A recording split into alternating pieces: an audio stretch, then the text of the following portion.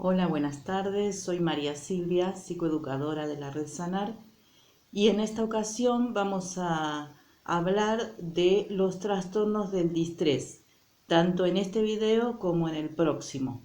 En este video particularmente trataremos la fibromialgia. Pero para hablar de la fibromialgia, primero tenemos que tocar el tema del dolor. ¿Qué relación hay entre dolor, sufrimiento y distrés? Generalmente el dolor y el sufrimiento humanos provocan distrés, y el distrés a su vez provoca dolor. Porque muchas veces hay pacientes que consultan porque les duele algo, pero es enfocado unidimensionalmente, cuando el dolor es una experiencia subjetiva y multidimensional. Subjetiva porque cada persona siente el dolor como tantas personas hay en el mundo. Y multidimensional porque no toca a una sola dimensión, como solemos decir, me duele algo, sino generalmente tocan a varias o a todas las dimensiones de la persona. ¡Ay, me duele! ¿Qué es el dolor? El dolor etimológicamente proviene del latín dolor doloris. Es una sensación más o menos localizada de malestar, molestia o aflicción resultante de la estimulación de terminaciones nerviosas, especialmente con expresión en la corteza parietal. Estamos hablando ahora del dolor somático. Recuerden que soma es cuerpo. Tendemos a localizar el dolor en un órgano concreto y tendemos a localizarlo en el cuerpo. Pero en realidad el dolor somático se expande a las otras dimensiones de la persona, provocando distrés, sufrimiento y agotamiento. En el dolor inducido psicológicamente, el desequilibrio primero es mental-emocional y después se expresa en lo físico, con las siguientes consideraciones. Primero, la ansiedad acompaña y hace más intensos los dolores agudos.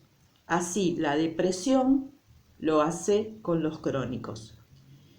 El dolor es agravado por la inactividad, porque siempre se señala la conveniencia de actividad física. Es agravado por la inactividad, el aislamiento social y por la depresión que siempre se asocia. Tercero, el dolor puede enmascarar un cuadro depresivo. Eso se conoce comúnmente como depresión enmascarada. Cuando el dolor muscular, articular, cambia de localización, se lo llama dolor errante, y es común observarlo en los estados de ansiedad, depresión. Y por último, el dolor sentido de una extremidad amputada se lo llama dolor fantasma. El sufrimiento también se hace dolor.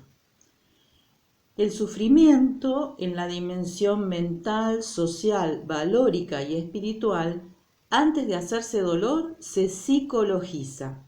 Ejemplo de esto son las cicalgias o el dolor psicógeno, por ejemplo, típico en las cefaleas tensionales, y el dolor lacerante o quemante. El dolor primero se psicologiza y después se somatiza, o sea, se vuelve en el cuerpo. El sufrimiento existencial y la biofilia dañada también hacen impacto en el dolor. Vamos a poner énfasis especial en la dimensión valórica y espiritual. Y aquí tenemos algunos puntos que señala el libro Vida sin Distrés del Dr. Rey. Es el sufrimiento de una vida carente de proyectos. es la pérdida del valor de la trascendencia, la desesperanza y la pérdida del sentido, que lleva un mayor sufrimiento existencial con intenso distrés. La ausencia de una perspectiva existencial aumenta el distrés y provoca la visión de túnel que suele llevar al suicidio. Los vacíos y el sufrimiento existencial producen sin razón, causa primera de adicciones que inducen a anestesiar la razón vital. O sea, estoy sufriendo porque no le encuentro sentido a mi vida y lo tengo que tapar con algo porque no lo puedo soportar. ¿A qué llamamos psicosomatización por distrés? Un poco lo que decíamos recién. Primero, la pena se psicologiza y después se somatiza, o sea, pasa al cuerpo. Henry Moseley se expresó sobre la somatización de la siguiente manera. La pena que no se desahoga en lágrimas puede hacer llorar a otros órganos, indicando la importancia de hablar, de resolver los problemas, de pedir ayuda.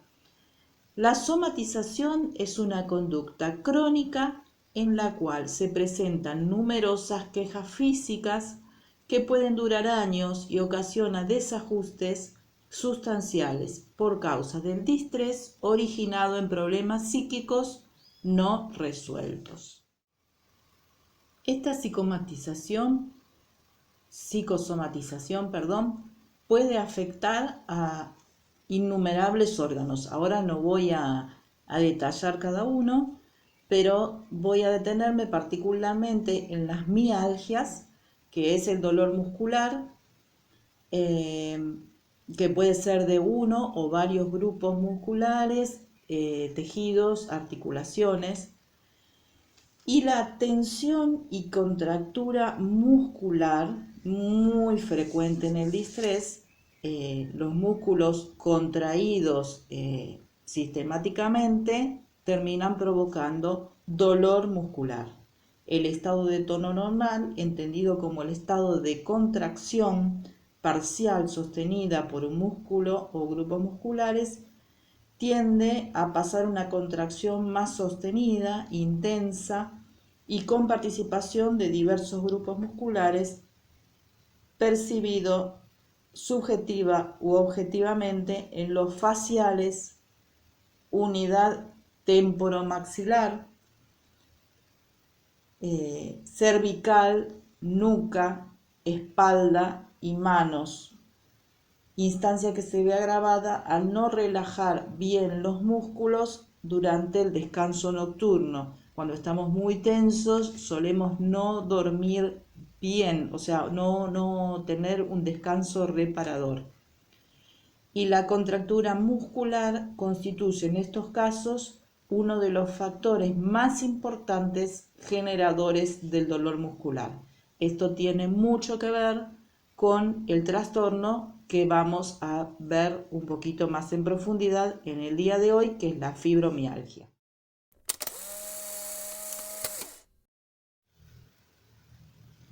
¿Qué es la fibromialgia? La palabra fibromialgia significa dolor en los músculos y en el tejido fibroso, ligamentos y tendones. Se caracteriza por dolor musculoesquelético generalizado y sensación dolorosa a la presión en unos puntos específicos, puntos dolorosos. Este dolor se parece al originado en las articulaciones, pero sin embargo no es una enfermedad articular. La fibromialgia se la reconoce como un síndrome, lo que significa que un síndrome es un conjunto de síntomas, lo que significa que el reumatólogo lo identifica cuando encuentra en una persona determinadas unas alteraciones que concuerdan con las que han sido previamente fijadas por expertos para su diagnóstico. La fibromialgia es bastante frecuente porque la padecen aproximadamente entre el 2 y el 6% de la población general y especialmente se da en mujeres. ¿A qué se debe la fibromialgia? No se conoce exactamente la causa de esta enfermedad, todavía está en estudio, pero sí se va deduciendo que es un problema en el registro del dolor en el cerebro, lo cual hace que se perciban como dolorosos puntos que no lo son.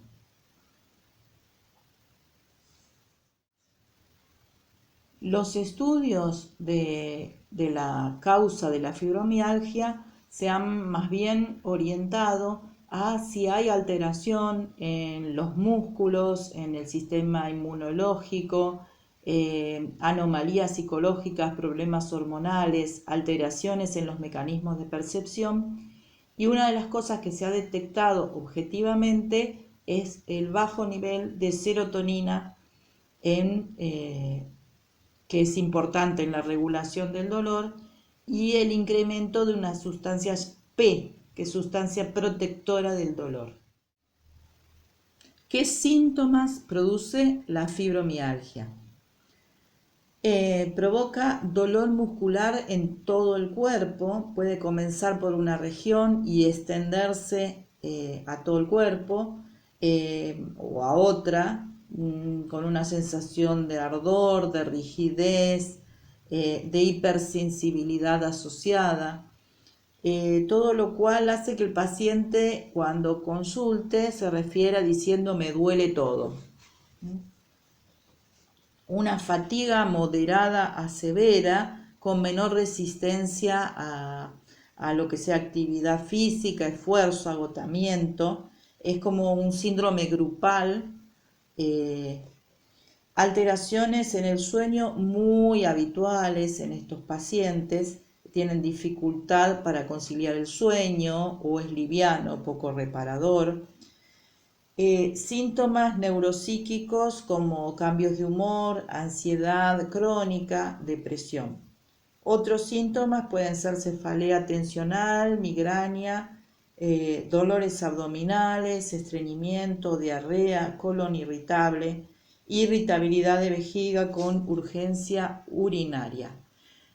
O sea, recuerden lo que decíamos recién, es un síndrome, es un conjunto de síntomas que aparentemente son difusos, y ahora vamos a ver qué pasa en el diagnóstico.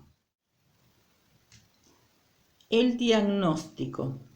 Según los criterios establecidos por el Colegio Americano de Reumatología, la persona tiene que presentar al menos durante 3 meses un historial de dolor generalizado, y como mínimo en 11 de los 18 puntos señalados como dolorosos cuando la persona tiene fibromialgia. Lo vemos en el cuadrito que les muestro.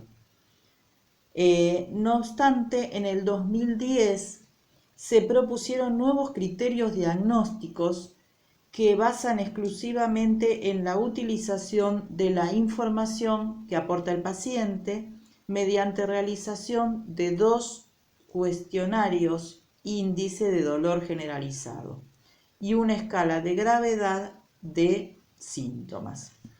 Otra alteración que se encuentra en la exploración del paciente con fibromialgia es que al poner, a presionar con la mano en cualquier lugar del cuerpo, fácilmente la piel de la persona se pone roja.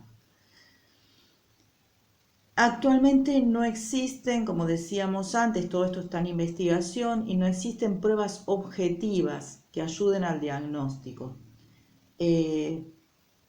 Los análisis y las radiografías lo que hacen es no dan una alteración, porque en realidad no afecta directamente a los tejidos, a las fibras.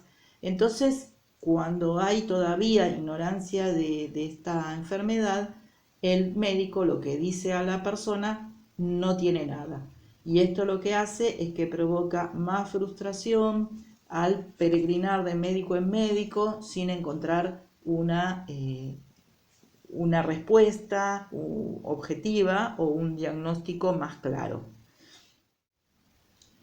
La fibromialgia, vamos a hablar ahora del tratamiento, no tiene cura hasta el momento.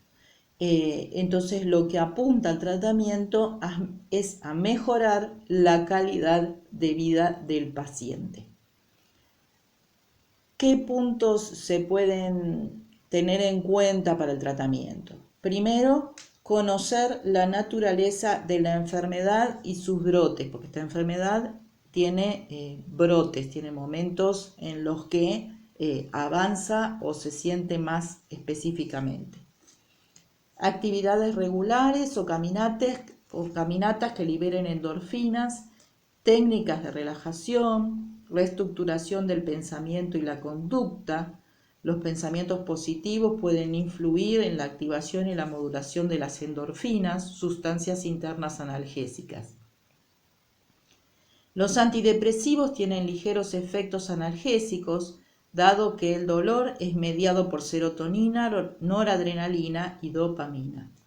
Los antidepresivos mejoran el ánimo, el temor, la angustia, la tristeza, la pena de los dolientes y permiten tolerar mejor los dolores.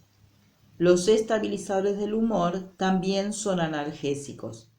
La espiritualidad da sentido, valores y positividad a la existencia, aliviando el dolor o el sufrimiento. Lo que más ayuda, sobre todo en el dolor crónico, es el acompañamiento terapéutico y la certeza de no ser abandonado, la dimensión social, valórica y espiritual.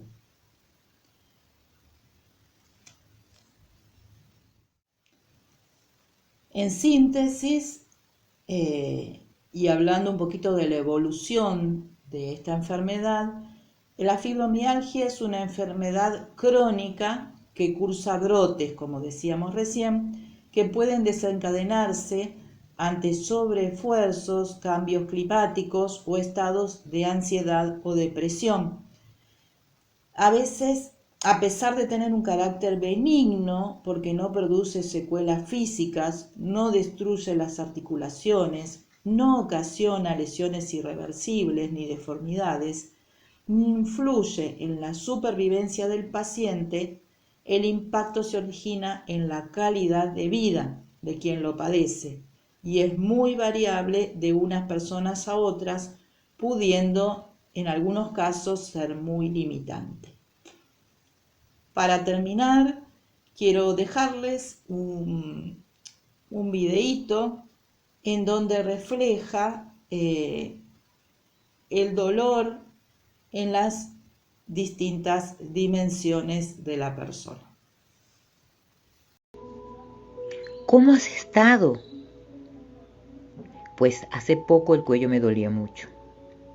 Entonces decidí dejar de usar ropa muy apretada, cambié las sillas en mi casa, incluso compré fajas ortopédicas, hasta hice yoga y acudí con muchos quiroprácticos. Intenté de todo, pero el dolor seguía ahí y no calmaba con nada. Era un peso, una carga, una molestia que no me dejaba ni dormir y a veces me costaba respirar. ¿Y qué hiciste? Una sabia mujer me dijo que era porque cargaba demasiado desde hace mucho. ¿Y cómo supo eso? Solo con mirar mi columna tensa y comprimida, solo con sentir con su tacto de manos lo supo. Y luego, ¿qué te dijo? Dijo, tantas presiones has cargado con los años, tanto dolor y rencor que perdiste la cuenta. Cargas el peso del mundo propio y del ajeno. Y entonces exhalé todo el aliento que llevaba retenido desde hacía décadas. Te dijo cómo curarte. Ella tomó mis manos en las suyas, en esas manos de anciana. Sus labios rozaron mis oídos y suavemente me dijo, no todo es tu culpa. No todo es tu responsabilidad. No puedes hacerlo todo. No puedes solucionarlo todo. No tienes que aceptarlo todo. Y mis ojos empezaron a soltar lágrimas gruesas como cristales rotos. Hubo un momento donde pensé que lloraría sangre de tanto dolor que estaba sintiendo. Poco a poco el peso del mundo había descendido de mis hombros. El peso de los dolores del pasado habían por fin bajado al piso e iba a ser usado como escalón. ¿Te dijo algo más? Sí, sus ojos lobunos me miraron expectante y dijo: hay dolores que se cargan en el corazón y eso no hay manera de sacarlos fácilmente. Aprende a soltar el pasado o terminarás ahogando tu futuro. Y también comprende que la falta de perdón no lastima más que aquel que no puede perdonar. Comprende que la falta del perdón no lastima más que aquel que no puede perdonar. Y recuerda esto: suelta el pasado o terminarás ahogando tu futuro. Suelta.